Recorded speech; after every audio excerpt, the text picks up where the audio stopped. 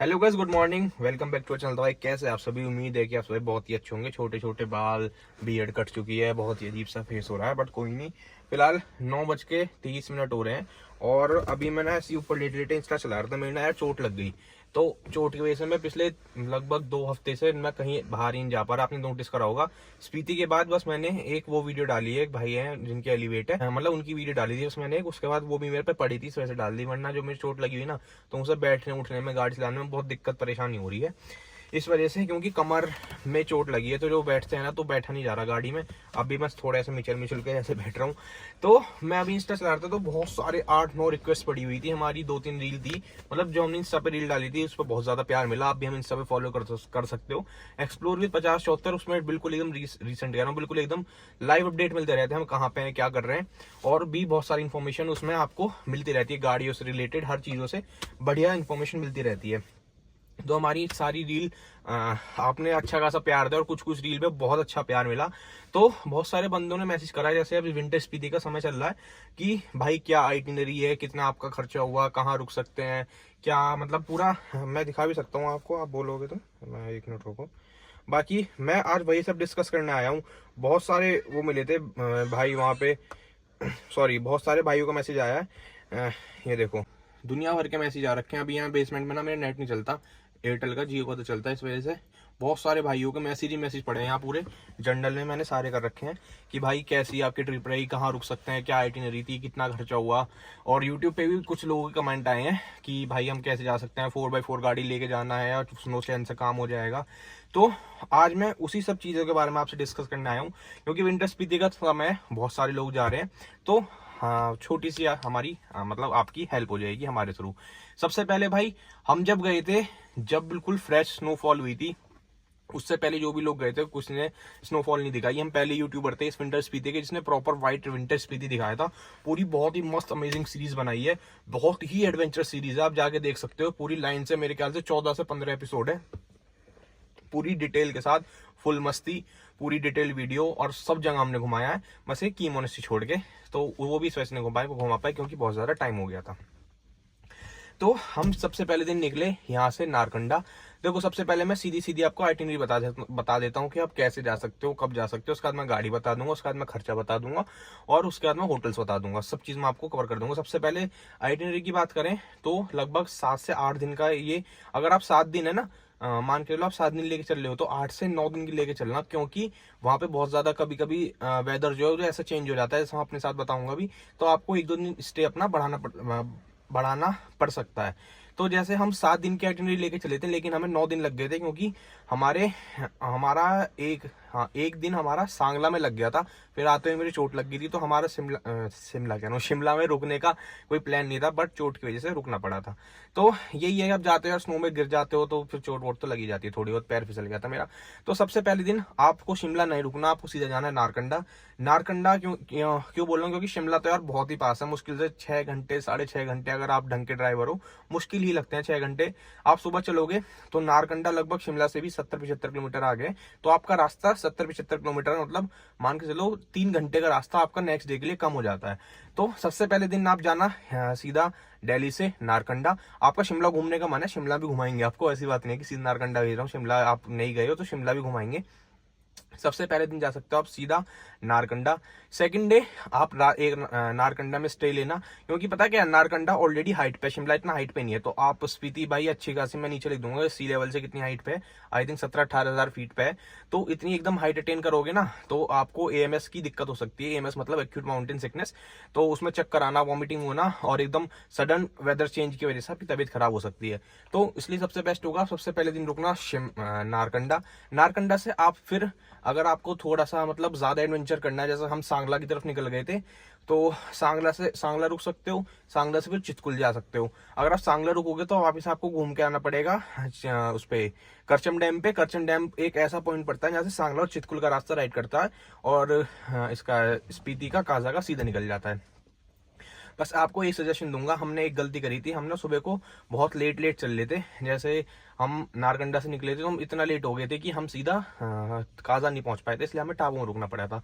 तो आपको ये सजेशन दूंगा, स्नो का टाइम होगा रात को, इतनी जल्दी मत निकलना, बट ये है कि 8 बजे तक अपने रूम से हर हालत में निकल जाना, क्योंकि फिर ज्यादा जल्दी निकलोगे तो ब्लैक आइस है, ज्यादा रात को पहुंचोगे तो ब्लैक आइस है, ब्लैक आइस में ज्यादा खतरा होता है। हाँ भाई, बोलते बोलते थक गया। तो आप निकल सकते हो सांगला, सेकंड डे में आप नारकंडा से सांगला रुक सकते हो, या आपको थोड़ा ऐसा करना है कि यार मतलब थोड़ा नेक्स्ट लेवल टाइप करना, तो आप चितकुल रुक सकते हो। फिर चितकुल से भी कल्पा का रास्ता जा रहा है, वरना आप वापस आना, वरना अगर आप सांगला से स्टार्ट करोगे तो वापस आपको करचम डैम आना पड़ेगा। तो ऐसा एक बीच का पॉइंट है चितकुल। अगर आपको देखना, चितकुल बता दूं तो इंडिया का लास्ट विलेज है इधर की तरफ से, ठीक है। तो आप चितकुल जा सकते हो। अगर आपको चितकुल या फिर ये सब नहीं कवर करना, चितकुल में कुछ नहीं है, सिर्फ इंडिया का लास्ट विलेज है। हमने गए थे, हम सांगला में रुके थे, बहुत नेक्स्ट लेवल की स्नोफॉल थी। तो एक दिन हमारा सांगला में बढ़ गया था, क्योंकि जो स्नोफॉल थी बहुत ज्यादा थी, और जो गवर्नमेंट है बीआरओ वहां पे रास्ते बंद कर रखे थे। सेकंड डे आप चितकुल या सांगला रुक सकते हो। अगर आपको इनमें से कहीं नहीं रुकना, आपको रुकना है कि मैं काजा जाते हुए बीच में कहीं रुकूं, तो सेकंड डे आप नारकंडा से सीधा कल्पा कर सकते हो। कल्पा बहुत ही एक ऐसा पॉइंट है कि आपको इतना अलग हटके नहीं जाना पड़ेगा। अगर आप सांगला चितकुल जाओगे तो बीच में बहुत ज्यादा डेंजरस रोड पड़ती है, इसमें ऊपर से पत्थर गिरते रहते हैं, तो you can directly go to Kalpa. फिर थर्ड डे में आप कल्पा से सीधा काजा कर सकते हो। अगर आपका ऐसा मन है कि काजा से पहले आपको रुकना है और कुछ अच्छा एक्सप्लोर करना है, तो आप टाबो में रुक सकते हो, जो लगभग 30 से 35 किलोमीटर पहले है काजा से। वहां पे टाबो में सिर्फ एक मोनेस्ट्री है और बाकी एक छोटा सा विलेज है, और बाकी आई थिंक एक मंदिर है, पता नहीं, इतना मुझे ढंग से याद नहीं है। बाकी देख सकते हो गूगल पे, क्योंकि टाबो एक नॉर्मल सा गाँव है जो काजा से पहले बढ़ जाता है।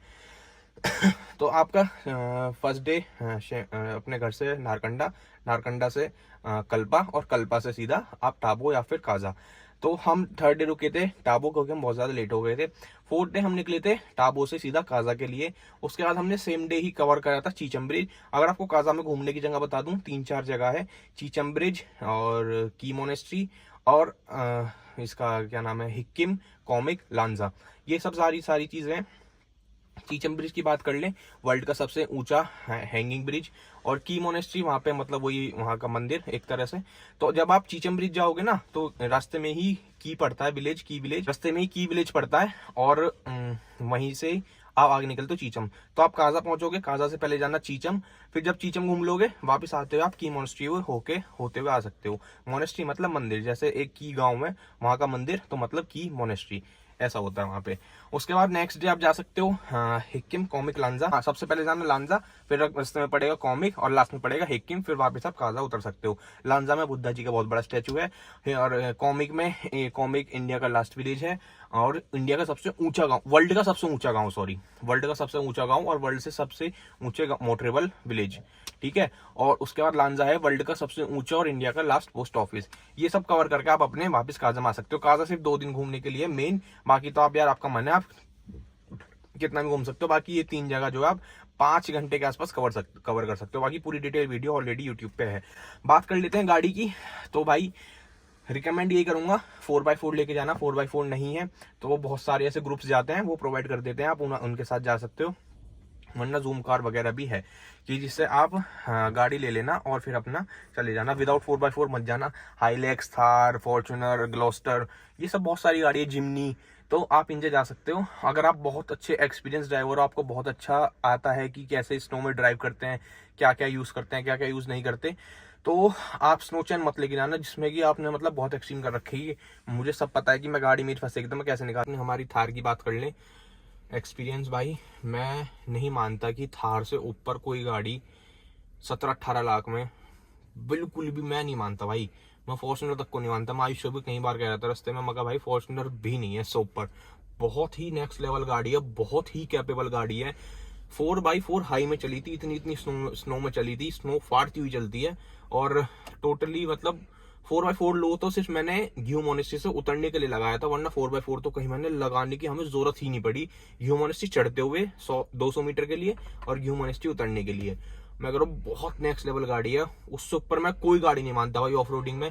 जिमनी है, अच्छी बात है, लेकिन जिमनी में थोड़ा टॉर्क कम है ना, पेट्रोल है। अगर जिमनी डीजल होती तो बॉडी टू वेट रेशियो की वजह से वो अच्छी खासी निकलती। बट सेम चीज अगर हम सेम वेट जितना थार में जितने बड़े उसके अलॉय हैं, टायर हैं सब, अगर उसमें सेम जिम में रख दें जिमनी कुछ नहीं कर पाएगी। फॉर्च्यूनर से ज्यादा कैपेबल है, मैं आज भी लिख के दे रहा हूँ, और जिमनी से भी ज्यादा कैपेबल है जिस हिसाब से उसमें वेट है उसका, मतलब बहुत ही नेक्स्ट लेवल गाड़ी है। बाकी माइलेज की बात करें, हाईवे पे उसने हमें दिया था यार, हाईवे तो वही है 300 भी कहाँ, 250 500 किलोमीटर का हाईवे था। बाकी 2000 किलोमीटर गाड़ी चली थी, 1986, तो 13-14 किलोमीटर रह गए थे। 2000 किलोमीटर गाड़ी चली थी, पूरी ऑलमोस्ट पहाड़ों पर चली थी। 500-600 किलोमीटर थी जो चली थी इस पे, क्या बोलते हैं, प्लेन्स पे। उसने जो तेल लिया था वो लिया था भाई कम से कम 1 2 3 4 टैंक के आसपास उसने तेल लिया था। हम डलवा रहे थे और छोड़ रहे थे। माइलेज तो हम नहीं देखा 12-13, क्योंकि आफ्टर क्रॉसिंग एक तो हमने नारकंडा पूरी 4x4 में चलाई थी, उसके बाद नारकंडा क्रॉस कर रामपुर के बाद जहां से मलिंग नाला की चढ़ाई स्टार्ट होती है वहां से 4x4 लग गया था। पूरी स्पीति, पूरा काजा, पूरे टाबू तक, काजा से वापस मलिंग नाला जब उतर गए थे तब हमने 4x4 हटाया था। बहुत ज्यादा स्नो थी, आप यूट्यूब पे जाके देख सकती है। और लो में सिर्फ एक ही जगह लगाई थी, वो मैंने आपको बता दिया जब हम घ्यू मोनेस्ट्री जा रहे थे। एक फोन आ गया था, आपको वीडियो में कट लगा होगा। हाँ, तो मैं कहा था, हाँ गाड़ी पे तो बहुत ही ज्यादा एक्सपीरियंस दो ना। फिर भी मैं कह रहा हूँ स्नो चैन ले जाना, क्योंकि भाई बहुत बार गाड़ी ऐसी जगह फंस जाती है जहाँ स्नो चैन चाहिए होती है। और बहुत पहले अच्छे से रिसर्च कर लेना कि ब्लैक आइस पे गाड़ी कैसे चलती है, क्योंकि जब हम जाते हैं वापस आते हुए हम जा सकते हैं घ्यू मोनेस्ट्री, वो मैं आपको बता दूंगा। जब आप 4th डे वापस आओगे तो आप, हाँ पहले वही बता रहा था आइटिनरी गाड़ी की, फिर बताऊंगा।